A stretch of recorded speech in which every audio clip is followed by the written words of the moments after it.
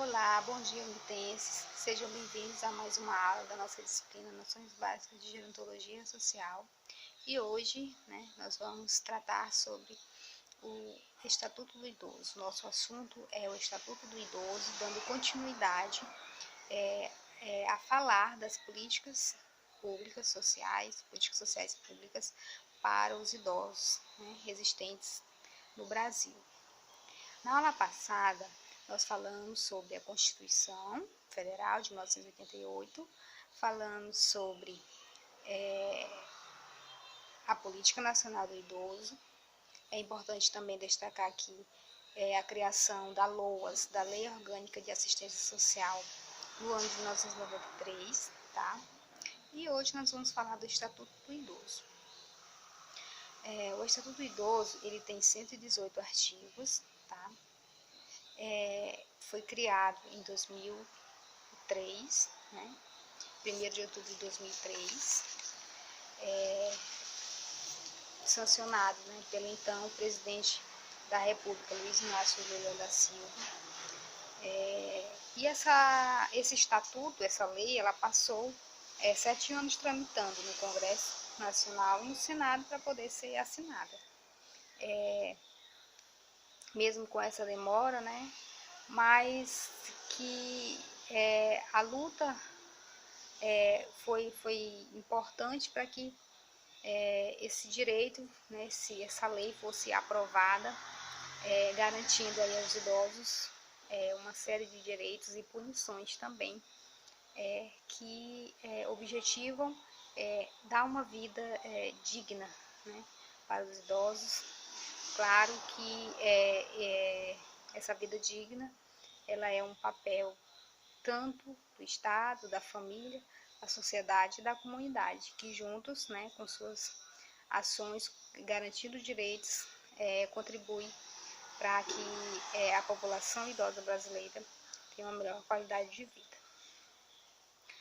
O artigo 1º do Estatuto do Idoso, ele institui o Estatuto do Idoso e diz que, para os efeitos desta lei, do Estatuto do Idoso, são consideradas pessoas de 60 anos ou mais, embora para alguns direitos, para algumas políticas aí, por exemplo, para ter acesso ao BPC, a idade considerada são 65 anos.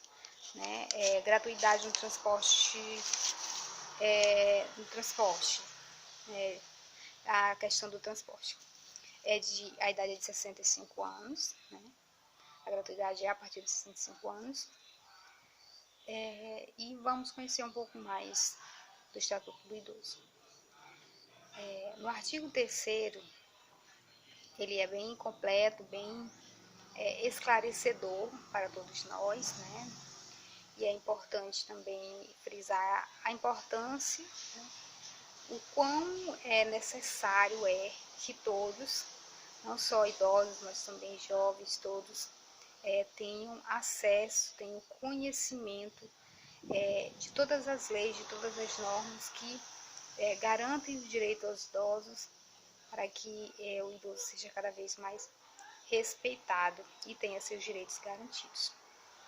No artigo 3º, retomando, diz que o Estado, a sociedade, a família, a comunidade, deve dar garantia de prioridade ao idoso e garantir os direitos à saúde, à alimentação, à educação, à cidadania, ao transporte, ao lazer, à habitação, à assistência social, uma série de direitos que devem ser efetivados com esses 4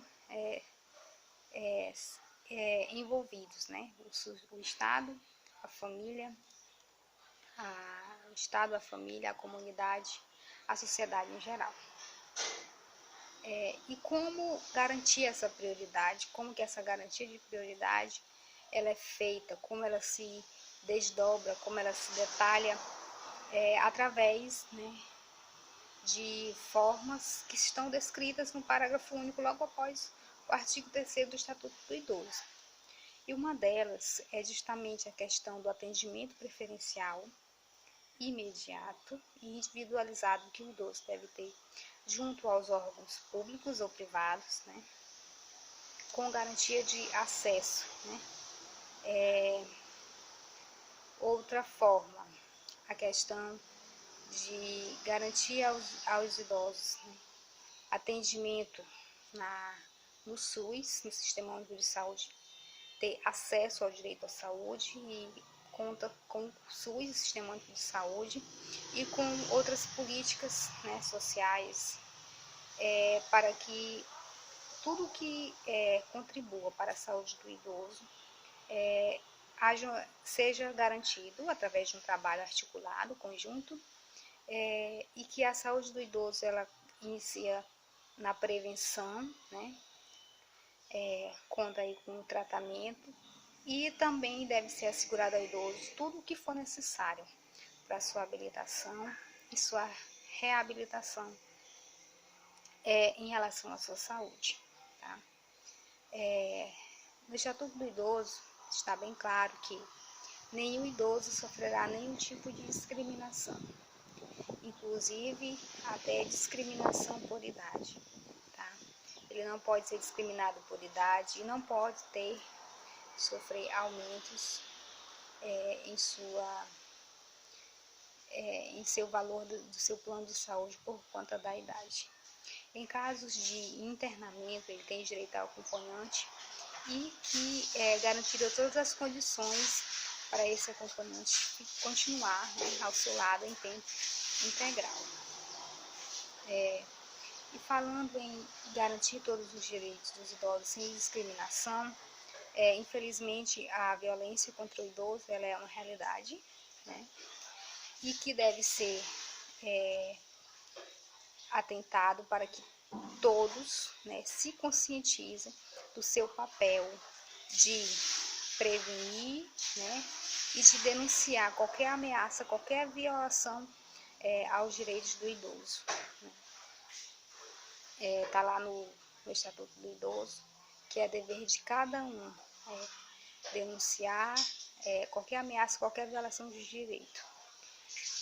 Seja qualquer tipo de violência, seja a violência psicológica, seja a violência física, seja a violência econômico-financeira e de patrimônio, né, todo tipo de violência contra o idoso deve ser denunciada, né, e aí nós contamos com o Disque 100, que é o Disque Direitos Humanos, que recebe a denúncia, né, dá as devidas orientações, faz o registro da denúncia e os encaminhamentos, né, para as autoridades competentes, né.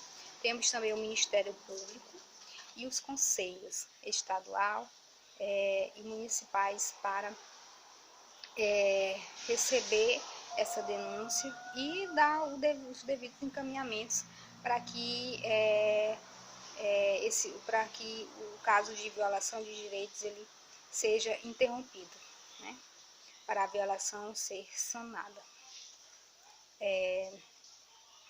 Dando continuidade, nós vamos falar sobre outros direitos que o idoso tem, né, e que é de suma importância que eles sejam assegurados, garantidos, né. São direitos como, por exemplo, o direito à dignidade, né, e ao respeito. O direito à dignidade quer dizer que nenhum idoso, né, pode passar por qualquer constrangimento, por qualquer situação vexatória, por qualquer humilhação, certo? Ele tem o direito à liberdade também, que, entre outras, né, ações, lhe permite o direito de ir e vir, né, os direitos de credo, o direito de expressão, o direito principalmente de participação, tanto familiar quanto comunitária. Isso é muito importante para que as famílias, né, que é tão importante, que são fundamentais para que o idoso se sinta bem, se sinta integrado, se sinta parte do todo, né, se sinta pertencente ao todo, não seja discriminado, não seja deixado de lado, é a questão da participação, do idoso ser bem recebido em sua participação na família, na sociedade, nas atividades, nas conversas, nos almoços em família, em estar conversando com esse idoso e conhecendo um pouco mais da sua experiência de vida. Isso com certeza é de suma importância e faz sim uma enorme diferença na vida do idoso. Tá? E com relação ao direito à assistência, a assistência social, né, ela segue aí as diretrizes e os princípios da LOAS, da Lei Orgânica de Assistência Social, né, que conta com os CRAs, que é o Centro de Referência de Assistência Social, e com os CREAS, né, que é o Centro de Referência Especializado de Assistência Social. Né. Nos CRAs é feito o atendimento ao idoso, principalmente no que diz respeito a CAD único, a acesso a benefícios socioassistenciais, né? O CREAS já é quando os direitos já foram violados, né? É feito todo um trabalho de fortalecimento de vínculos, dentre outros trabalhos que são importantes realizados no CREAS. Com relação ao BPC, trata-se de um benefício, tá? Que é destinado aos idosos que não têm condições de prover seu sustento vindo da família, nem por eles próprios, né? O BPC ele atende a pessoas com deficiência física, com algum tipo de deficiência, mas aqui no caso nós estamos enfatizando a questão do idoso e a idade, né, que a pessoa precisa ter. Um dos critérios é ter 65 anos de idade. E um detalhe, o BPC ele pode ser recebido, sim, por mais de uma pessoa na família que mora na mesma residência, contando que ele atenda aos critérios para acessar, né, a esse benefício. Tá? Com relação à educação, né? O idoso ele tem direito à educação, ele tem direito a atividades de lazer, de esporte, e dar um destaque aqui para a questão da extensão das universidades da terceira idade, com relação à extensão, que são projetos desenvolvidos dentro da universidade, que contribuem aí para a convivência do idoso com outras gerações, né? Que permitem aí ao idoso participar de atividades, vivenciar o mesmo espaço que pessoas de outras idades, né, e pessoas também idosas que estudem ou que trabalhem em universidades, contribuindo assim para essa integração entre as gerações. Com relação às atividades, né, artísticas, aos passeios, né, o idoso ele tem direito a 50% de desconto ao participar de atividades artísticas e também tem direito a ter o seu acesso, por exemplo, a teatros, a cinema, ter seu acesso facilitado, né? Seja o idoso, caso o idoso tenha uma condição especial em relação à mobilidade, com relação a alguma deficiência física, ele deve sim, garantido por lei, garantido pelo Estatuto do Idoso, ter o acesso garantido, né? O acesso facilitado a esses locais. Com relação ao transporte, como eu falei anteriormente, a gratuidade no transporte ela é permitida a partir dos 65 anos de idade, devendo o idoso apresentar um documento, né, por exemplo, o RG, que comprove que ele tem essa idade. Ele pode sim usufruir desse direito de gratuidade no transporte público. 10% de cada transporte coletivo deve ser destinado, os assentos devem ser destinados ao idoso. Ou seja, nós observamos, né, que nos ônibus tem aquelas cadeiras com o assento com coloração diferenciada, que diz respeito, né, ao idoso, que o idoso tem sim direito de acessar a esse direito com relação aos assentos nos transportes públicos. E em relação a estacionamentos, né?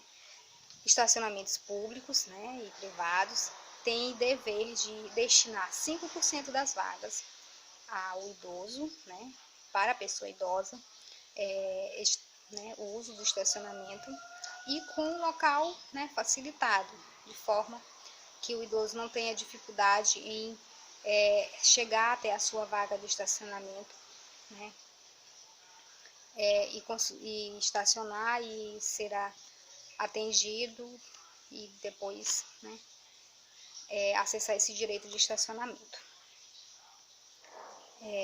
Com relação à habitação, uma questão bem importante, principalmente no que diz respeito à acessibilidade, né, e também a destinação de 3%, né, de vagas, né, em programas habitacionais para o idoso, né. Com relação às entidades de atendimento ao idoso, as entidades de atendimento ao idoso, elas podem ser governamentais ou não governamentais, e elas são fiscalizadas pelos conselhos do idoso. E se alguma norma, né, for descumprida com relação a todo o procedimento que essas entidades devem ter no atendimento para com os idosos, né, inclusive o de ter um registro de cada idoso, de atendimento de cada idoso, contendo todas as especificações, como data de entrada, os serviços que são oferecidos a esse idoso.